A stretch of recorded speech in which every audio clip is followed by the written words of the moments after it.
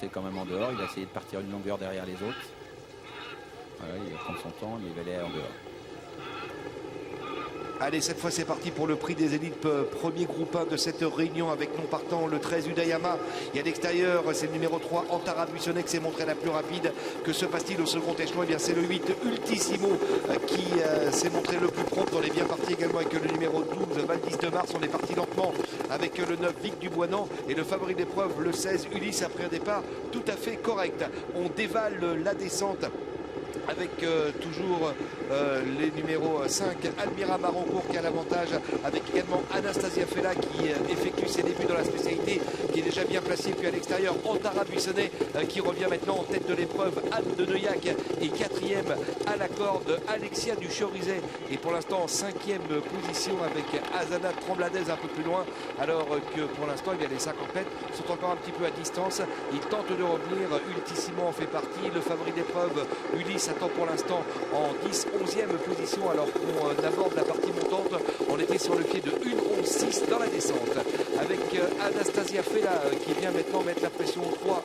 Antara Buissonnet qui lui prend maintenant l'avantage. Alexia du Cherizet est également en bon rang avec également Almira Maroncourt le 5. Un peu plus loin on note la présence du numéro 4 Azana Trembladez et le 12 qui tente de revenir Valdis de Mars. Et le favori d'épreuve qui est lancé maintenant tout à l'extérieur par Thomas Lévesque. Le 16 Ulysse qui se rapproche maintenant environ à 800 mètres du but.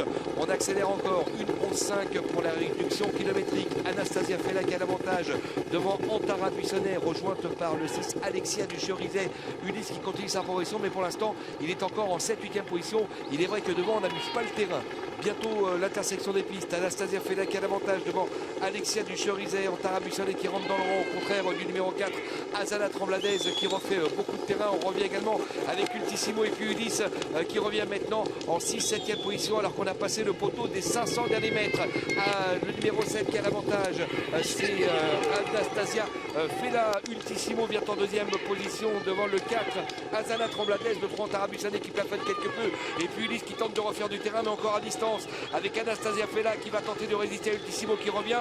Anastasia Fella qui repart maintenant à l'entrée de la ligne droite. Anastasia Fella qui a nettement l'avantage à 150 mètres du poteau devant Ultissimo qui tente de revenir alors que c'est Anastasia Fella qui sans incartade va s'imposer. Anastasia Fella qui va s'imposer dans ce prix des élites. La deuxième place pour le 8 Ultissimo, la troisième place pour le numéro 10 Utopie Impériale qui termine magnifiquement pour la quatrième place à voir pour le 6 Alexia du Cherizet. Oui, on avait une Caranès également peut-être. Alors belle victoire du numéro 7 Anastasia Fella.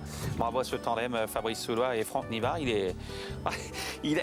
On peut rien lire sur son visage à Franck Nivard. C'est incroyable. La deuxième place elle est pour le 8 Ultissimo. Lui il fait un sacré truc. La troisième elle est pour le 10 Utopie Impériale et la quatrième. Alors, qui termine quatrième en dehors? C'est peut-être une Caranès, non? Regardez. C'est possible parce qu'Alexia de Cherizet est déjà au galop depuis la mi-ligne droite de toute façon. Fred, vous nous le dites. Donc, je crois que c'est ça. Je crois que c'est une Caranès. Alors Jean-François, votre verdict tout de suite après l'arrivée. Très belle victoire, hein. C'est vrai que c'était la jument de classe de tête, hein. Elle fait partie des 3-4 meilleurs sur sa classe d'attelage, c'était une première chance. Il fallait que ça se passe bien. Franck Nivard a monté en grande confiance.